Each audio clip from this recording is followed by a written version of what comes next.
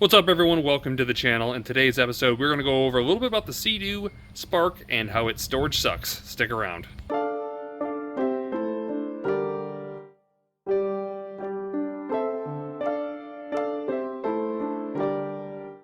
Alright guys, so those of you who have been here before, welcome back, and those of you who haven't, we are doing a little bit of a series on a Seadoo Spark. I just decided to do this. I actually bought this on last whim because I hadn't ridden one before, and being a former kind of Seadoo guy, I wanted to make sure that I got a chance to test these things and see what it's all about, especially for its price. Now, this isn't a review about this, I don't care about any of that, I just want to let you know that was the reason we started these series, and the other half of that reason really is because everybody on the lake has one of these. When you go to the lake and you look around, 99% of the skis in the lake are one of these.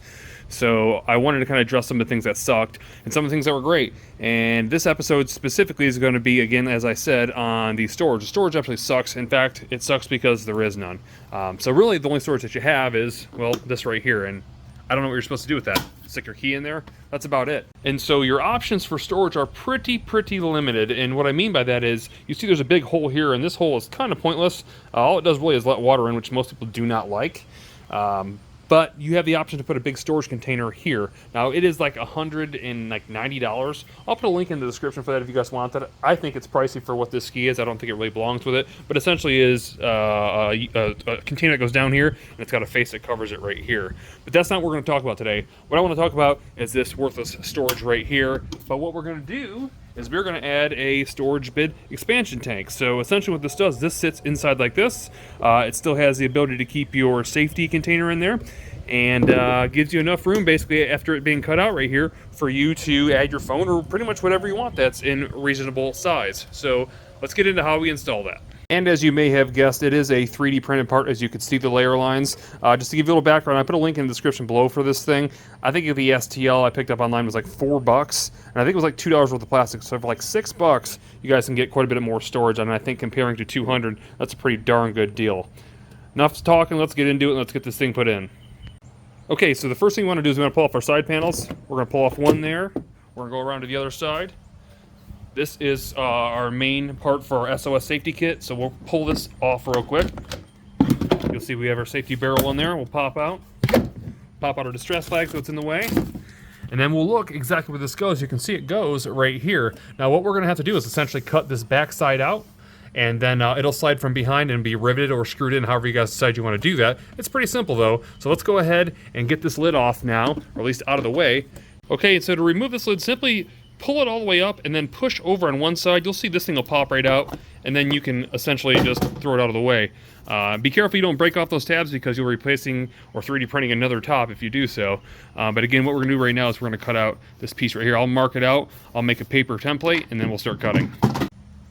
So just before I decide to cut anything, I wanted to go ahead and test fit it from the outside just to make sure everything lined up well. And I gotta say, I'm pretty impressed with whoever designed this, whoever that person is, because it's pretty darn impressive. It fits really well and like almost complete. I mean, you could have went a little lower, but I don't think there was any sense to it. You probably could have maybe went quite a bit longer, but at the same time, you need to be able to slide it in this little space right here. So I'm pretty impressed with this. Alright, so I just traced out on the 3D printed part and got my overall size that I needed. You can see I kind of marked it behind here in the magic marker. I'm going to go ahead and cut this out now. I don't really know what to use. I think the best tool would be one of those air saws with the little kind of a mini saw blade on it, but I don't have one. I got a few different things. I'll try it and I'll let you know exactly, I guess, whatever works. Alright, well I'm not going to lie, this thing actually worked really well. It took like 30 seconds and did a pretty darn clean cut. But what I'll do right now is I'm hoping that I cut perfectly. I'm going to go ahead and fit this thing in here right now.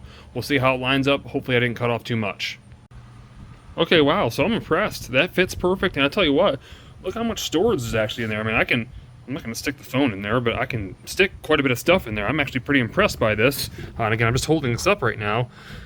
I like the size, and I really like the price. So what I need to do now, I need to pull this back out. I need to get some silicone to go in between it so we make sure that it's totally waterproof.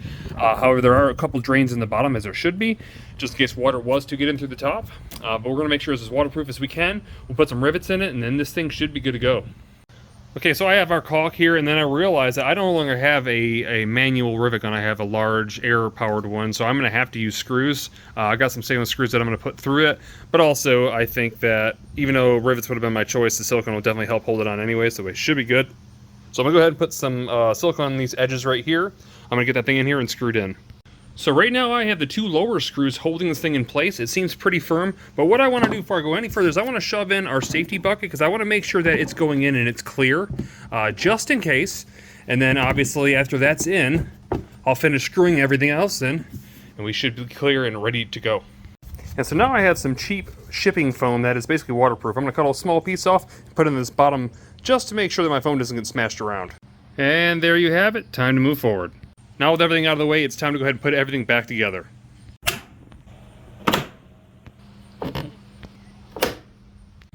Alright, and that concludes our cheap under $10 storage fix for the Seadoo Spark. I hope you guys enjoyed this unedited, get to the point video. If you guys did, click that thumbs up, and if you haven't already, click that subscribe button so you can see more content on the Spark when it comes out. I'll see you in the next one.